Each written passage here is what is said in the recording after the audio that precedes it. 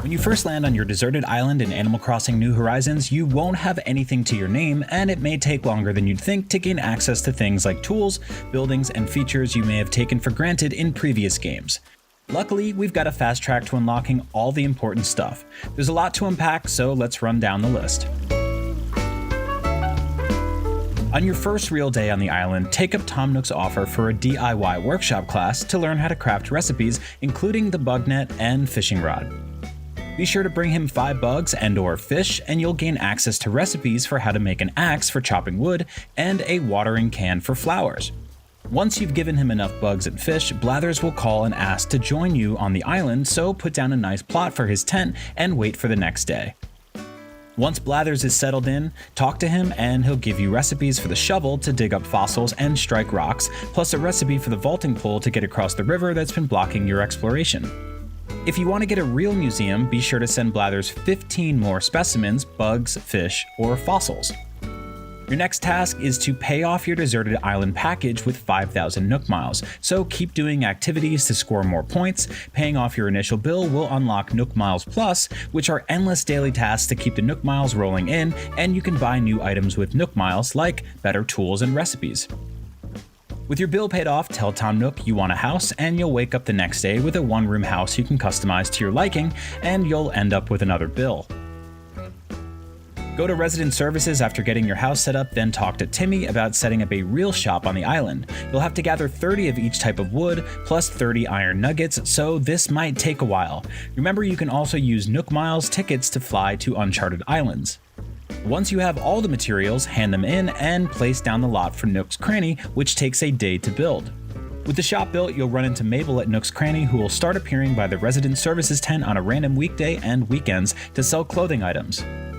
If you want her to set up shop for good, buy at least 5,000 bells worth of clothing items and talk to her the next day she's around, and she'll have you put down a lot for the Able Sisters shop, which will be ready the next day. Meanwhile, return to Tom Nook to continue his plan to expand the island. He'll first want you to build a bridge to another part of the island, which requires building several log stakes, as well as gathering 4 clays and stones. After you connect the island with a bridge, agree to help Nook furnish 3 new houses for incoming residents. You'll need to find some space to set their lots down, as they'll have increased space where they want exterior items to be furnished. As you place the lots down, you'll get access to a ton of new recipes, and Tom Nook will also give you the recipe for a ladder to finally explore the rest of the island and gather native flowers. Start amassing resources to build the 6 furniture pieces each of the 3 houses needs, place 3 in the box, and place the other 3 around the lot. The villagers should start appearing in your town one by one over the next several days. Once they've all arrived, Tom Nook will announce he's upgrading Resident Services to an official building. This will unlock a ton of new features, everything from changing your town tune to adding bridges and ramps, or even moving existing buildings around. Tom Nook will have one last big plan to get your town on the map, and to start, he wants you to build a campground to bring in more villagers. Stockpile 15 of each type of wood, as well as 15 iron nuggets, then build your campground. Soon after it's built, someone will come to visit, and you'll be able to invite them to stay, and after this, you can reserve lots on the island for future residents to move into. Finally, Tom Nook will want to up your town rating for his big plan. You'll need a town rating of at least 3 stars to make it work, so during this time, you should have at least 7 villagers move in, plant a ton of flowers, and build and display as many exterior items and furniture as possible. Keep asking about the rating and take any advice you were given until that rating goes up.